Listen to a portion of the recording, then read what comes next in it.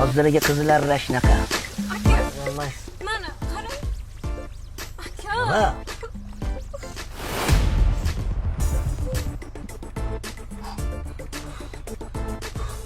Hozirdan chiqib tashlayman.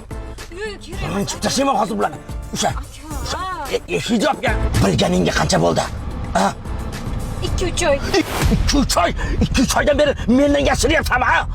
Nimaga aytmading? Hammasiga Dilshod aka aytdi. 2-3 oy sabr qilib tur, aytmay tur dedi.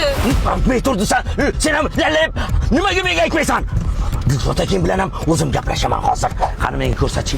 O'sha Dilshod akangni ko'rsatchi. Ha, o'tovlari ham bor degan. Senmi? Men. Senmi hali? Qanaqa vijdonsizsan, ha? 3 oy bo'pti, nimaga aytmading? Qanaqa 3 oy? 10 minut bo'ldi. 10 minut? 10 minut. Aldadingmi sen meni? Yo'q, 2 oy, 3 oy. 3 oy bo'pti. Nimaga oldiyapsan, ha? Qanaqa vijdonsizsan? Endi men qochgan. Pachag'ingni chiqaraman hozir. Xolam aka, kim bu odam? Nega tegyapsiz yerimga? Shashma. Kim? Deding buni nima? Xolam aka. G'ulammasiniz. Pasportimda g'ulamni. Ha, pasportda ham g'ulam. Dilshodmasa? Uzr, men ketyapman. Voy boshim. Men qarang. Biz 5 barmoq zakaz qildik. 10 minutda tayyor bo'ladi dedi. O'zim olib beraman. O'sha 5 barmog'ingizni jonsiz qo'rqmasdan 5 barmoq deyishingizni qarang. Yaxshi ham 6 barmoq emas ekan. O'tovga qaranglar yigitlar, o'tovga. Kechirasiz. Haligi nima? Dilshod degani kim? Menman Dilshod. Siz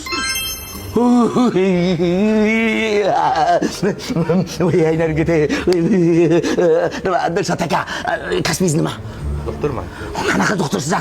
Nahotki shifokor bo'lib turib meni kasalligimni bepsan qaradingiz kasalimga. Axir men 5 barmoqqa kasalman u.